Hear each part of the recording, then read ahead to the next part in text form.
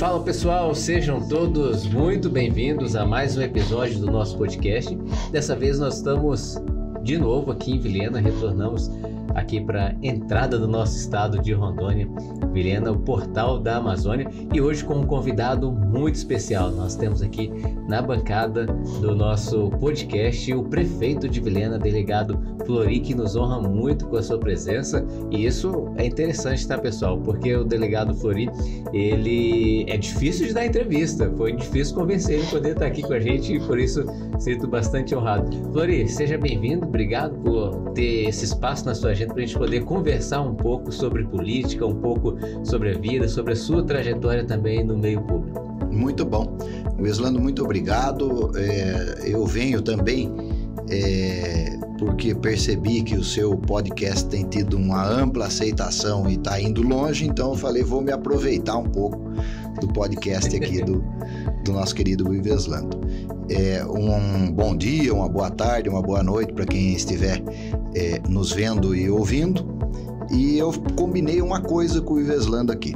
Falei, olha, pode perguntar do que quiser, porque a gente vai responder. O Weslando, de fato, eu não tenho ido a muitos lugares, porque eu tenho preferido fazer uma gestão técnica, uma gestão que leve em consideração a administração, e eu estou reduzindo a quantidade de coisas que falo e que mostro para ver se eu consigo focar mais na administração, né? Então, eu acho que isto é um teste, vamos ver se vai dar certo, se as pessoas vão entender, se as pessoas vão gostar, se vão validar, né? E resultado disto é que nós temos aí cerca de 90 milhões de reais em obras nas ruas aqui em Vilhena. É bastante coisa, né? O resultado positivo está acontecendo, porque você tem conseguido trabalhar, a administração pública que está girando. Meu pai sempre foi um sujeito muito manso. Ao invés de transformar aquela humilhação e a pobreza em revolta, o meu pai transformou aquilo em aceitação das coisas e em um sujeito manso que enfrentava as coisas com tranquilidade. Eu nunca vi meu pai ter um acesso de ira, nunca vi meu pai nada disso. E essa pobreza do meu pai fez com que ele tivesse que sair daquilo sozinho, né? E ele saiu, nunca foi rico, mas teve uma vida melhor do que as condições dele o colocaram. E ele fez com que os filhos dele dessem um passo adiante. E ele sabia que para dar esse passo adiante era necessário educação, eram necessárias as letras, que ele queria caneta. Sim. E ele me colocou para trabalhar num jornal. Ele queria que eu trabalhasse no jornal. Começou com quantos anos de idade? Olha, eu tinha acho que 16, quer dizer, nem foi muito, né? Eu estudei bastante, ele me ajudou bastante.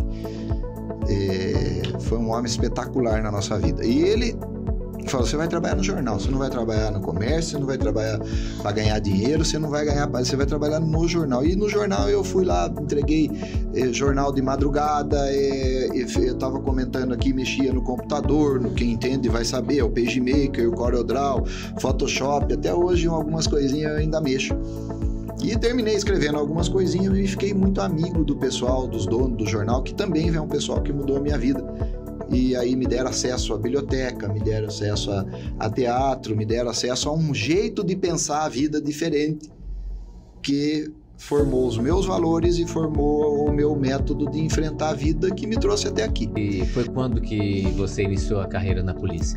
Eu iniciei em 2009, 2008, e aí em 2009 tomei posse e vim para cá, em Porto Velho. Fiquei em Porto Velho, fui chefe da delegacia de meio ambiente, lá conheço o estado inteiro por conta disso. Eu não sou daqui de nascença, mas afastando um pouco a modéstia para lá, eu duvido que tenha muita gente nesse estado que conheça mais ele do que eu, geograficamente incluído. Eu fico chateado porque certamente eu sei, o seu pai conhece mais do que eu e anda mais do que eu, mas fora estes poucos pioneiros e gente da terra que muito pouca gente conhece que nem eu, por conta dessa atuação em meio ambiente, né? As pessoas me conhecem por operações de anticorrupção e etc., mas eu trabalhei mais na Polícia Federal dentro do mato do que fora. Então conheço terra indígena, conheço a questão indígena, conheço garimpo, conheço madeira, conheço como ninguém.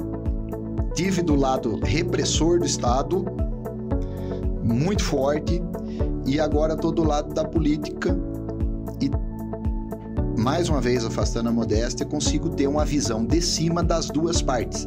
E posso dizer para você, está tudo errado. Então eu trabalhei com meio ambiente, está tudo errado, tanto do lado do Estado, do lado da polícia, quanto do lado dos políticos, que também abordam esta questão erroneamente. Daqui a pouco falaremos sobre isso, porque está pegando fogo o negócio em Alvorada, essa coisa toda, então nós precisamos, de repente, falar alguma coisa sobre isso. Porque cada lado acaba vendo também só aquilo que lhe interessa. Pois é. E a gente, quem quiser resolver esse problema, tem que ultrapassar esse limite. Tem que ultrapassar, tem que ter essa visão. Tem que ter 360. A compreensão do que está acontecendo do outro lado. Porque senão você não vai conseguir fazer isso, né? Então, daí eu trabalhei com o meio ambiente, depois fui chefe da delegacia de entorpecentes, lá em Porto Velho. Vim para Vilhena, fui chefe aqui, depois voltei para Porto Velho, fui diretor regional de combate ao crime organizado, voltei, fui para Ji-Paraná e depois finalmente para Vilhena quando saí candidato. Esta é a minha trajetória na polícia. Viver a vida de outras pessoas, e de outras pessoas inteligentíssimas. Sim. Alguma delas gênios da humanidade. Então você passa a ter 10 vidas, 20 vidas, 30 vidas. E quanto isso é melhor para você e para todo mundo que está do seu lado, que você começa a perceber as coisas e se portar de uma maneira vantajosa para você, lógico, mas vantajosa para os outros. Eu acho que a tirada da leitura é isto, é você perceber que você passa a viver a vida alheia e boas vidas alheias e não... E você pode escolher ainda a vida alheia. E veja, você pode escolher a vida. Essa do Jordan é espetacular. Ele é um sujeito inteligentíssimo, intelectual, que vem moldando a modernidade, né? Ele é de contracorrente, ele não gosta desse negócio de politicamente correto, quer dizer, é uma outra visão do mundo.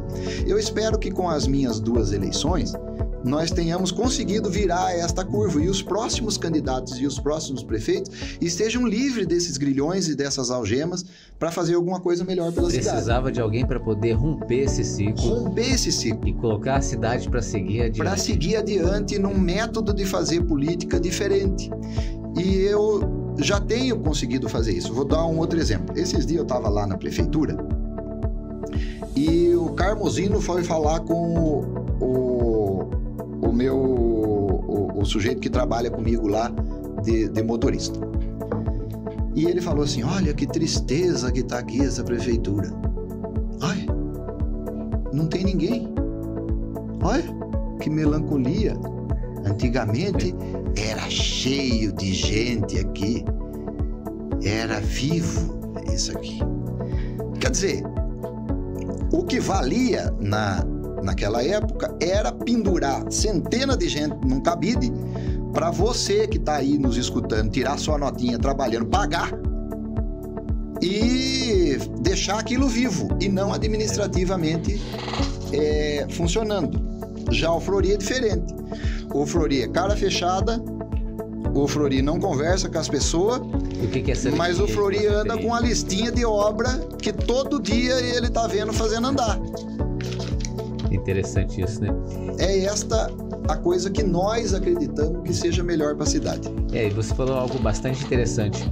A administração pública, ela não produz dinheiro, não produz riqueza, né? Todo o recurso que vem para o funcionamento dela vem exatamente do cidadão que está ali pagando o seu imposto, pagando o seu tributo quando vai comprar o arroz, quando vai comprar o feijão, quando vai comprar o seu carro, que além de comprar um carro, pagar um monte de tributos, de impostos na compra daquele veículo, ainda tem que pagar todo ano mais um imposto, porque tem aquele veículo, né? Quando vai construir a sua casa, toda a tributação que já paga em cima dos materiais, mão de obra, todo ano ainda paga um imposto. Então cada coisinha bonita que o governo faz é porque está arrancando de você, né? Não existe almoço grátis pro governo. O governo arrancou de você para gastar com alguma coisa, né? Então tem que dar mesmo tal coisa. Sim, né? Você vai tirar o recurso da onde, né?